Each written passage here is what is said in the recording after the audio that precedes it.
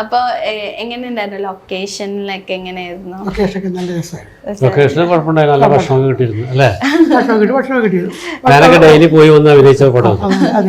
പത്തനംതിട്ട പോകാം, സ്വന്തം വണ്ടിയിൽ ഓടിച്ചു പോകാം, ഷൂട്ട് ചെയ്യുക, തിരിച്ച് വീട്ടിൽ വരാം, പിന്നെ അടുത്ത ദിവസം ഉണ്ടായില്ല, അങ്ങനെ മാറി മാറി. എനിക്കൊരു നമ്മൾ എല്ലാ സിനിമയും നമ്മൾ റിലീസാകുന്ന നേരത്ത് വെറുതെ പറയും, വെറുതെ അല്ല, ഇത് പടം കയറി കൊളുത്തും പറ്റും. ഇതങ്ങനെയല്ല, എനിക്ക് ഈ സിനിമ ഒരു നന്നാവും എന്നുള്ളൊരു തോന്നലുണ്ട്. കാരണം അനുവിൻ്റെ ഒക്കെ ഒരു ഹാർഡ് വർക്കിംഗ് അത്രയുണ്ട്, പിന്നെ അതിന് ഒരു റിസൾട്ട് ഉണ്ട്. കാരണം ഇത് തിയേറ്ററിൽ ഓടുമില്ലെന്നൊന്നും നമുക്ക് പറയാൻ പറ്റില്ല, പക്ഷേ അനുവിൻ്റെ ഒരു ആദ്യ സിനിമ ഒരു മോശം സിനിമ ആകില്ല ഉറപ്പാണ്. നമുക്ക് ഒരു സംവിധായകനെ സംബന്ധിച്ചുള്ള ഏറ്റവും വലിയ കാര്യം അതാണ്, ഒരു സിനിമ ചെയ്യുമ്പോൾ അത് മോശം അഭിപ്രായം വരാതിരിക്കാം. അത് വരില്ല ഒരിക്കലും. ഇത് ജനം ഏറ്റെടുക്കാനും സാധ്യതയുള്ള സിനിമയാണ് അല്ലേ? കാരണം അതിനുള്ള മരുന്നുകളൊക്കെ ഉണ്ട് ഇതിൻ്റെ അകത്ത്. നല്ല പാട്ടുകളുണ്ട്, അത്യാവശ്യം ഫൈറ്റ് ഉണ്ട്, നല്ല ഹ്യൂമർ ഉണ്ട്, നല്ല സെൻറ്റിമെൻറ്റ്സ് ഉണ്ട്. പ്രേക്ഷകൻ പ്രതീക്ഷിക്കുന്ന എല്ലാ സാധനം ഒരു അവിയൽ പരുവത്തിൽ ഈ സൂപ്പർ ജിംനിയിലുണ്ട്. അപ്പോൾ അതൊക്കെയാണല്ലോ വേണ്ട ശരിക്കും. പിന്നെ കുടുംബസമേതം ഇരുന്ന് കാണാവുന്ന സിനിമ. നമുക്ക് അച്ഛനും അമ്മയും പ്രായപൂർത്തിയായ മകളും പ്രായപൂർത്തിയായ പെങ്ങളും ഒക്കെ ആയിട്ടിരുന്ന് കാണാം. കാണേണ്ട സിനിമ. അത് ഞാൻ പറഞ്ഞ സാധ്യതയുണ്ട്, വലിയ പ്രതീക്ഷയുണ്ട് സിനിമ. പിന്നെ ഇത് ഒരുപാട് പൈസ ഒന്നും മുടക്കി വലിയ ക്യാൻവാസ് എടുത്ത സിനിമ എന്ന് പറയും, ചെറിയ പൈസ മുടക്കി ചെറിയ രീതിയിലെടുത്ത അത്യാവശ്യം അറിയപ്പെടുന്ന ആർട്ടിസ്റ്റുകളൊക്കെ ഉണ്ട്.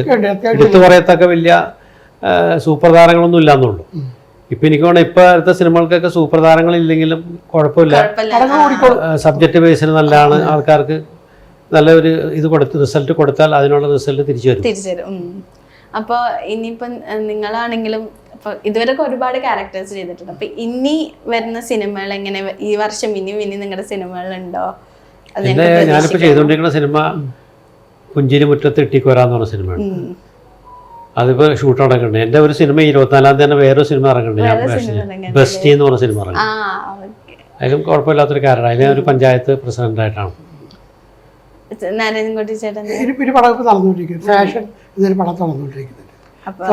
തുടങ്ങിയിട്ടുള്ളത് അത് തിരുനാവായ ഷൂട്ട് നടക്കുന്നത്. അപ്പൊ ഇനിയും നിങ്ങൾ രണ്ടുപേരും ഇനിയും വേറെ വേറെ വെറൈറ്റി ക്യാരക്ടേഴ്സിൽ നമ്മുടെ ഒപ്പം എത്താൻ പോകണേ. എന്റെ ക്യാരക്ടർ കിട്ടിയാൽ നമ്മൾ ചെയ്യാൻ തയ്യാറാണ്. പക്ഷെ തരാൻ ആൾക്കാരുണ്ടാവണം. അയാൾക്കാർ കൊടുത്താൽ അത് ചെയ്യും എന്ന് അവർക്കൊരു തോന്നൽ വന്നാൽ നമുക്ക് ചെയ്യാൻ പറ്റും. ഓക്കെ, അപ്പൊ നമ്മുടെ സിനിമ ഇങ്ങനെ റിലീസിന് ഒരുങ്ങുകയാണ്. എന്താ നമ്മുടെ പ്രേക്ഷകരോട് പറയാനുള്ള ഈ സിനിമയെ കുറിച്ചാണ് ഞങ്ങൾ രണ്ടുപേരും പറഞ്ഞില്ല.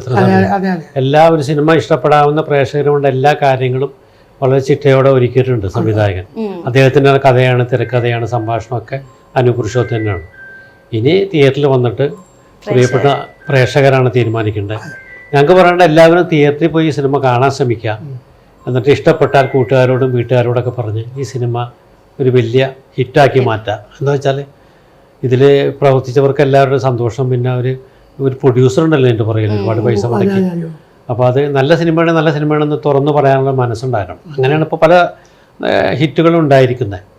അപ്പോൾ ആ ഒരു കാര്യമാണ് ഞങ്ങൾക്ക് പറയാനുള്ളതായിരിക്കും പറഞ്ഞത്. സിനിമ എല്ലാവരും പോയി തിയേറ്ററിൽ ആദ്യത്തെ ദിവസം തന്നെ കാണാൻ ശ്രമിക്കാം. എന്നിട്ട് ഈ സിനിമ ഒരുപാട് തിയേറ്ററിൽ റിലീസാകുന്ന ഒരു സിനിമ അല്ല ഇത്.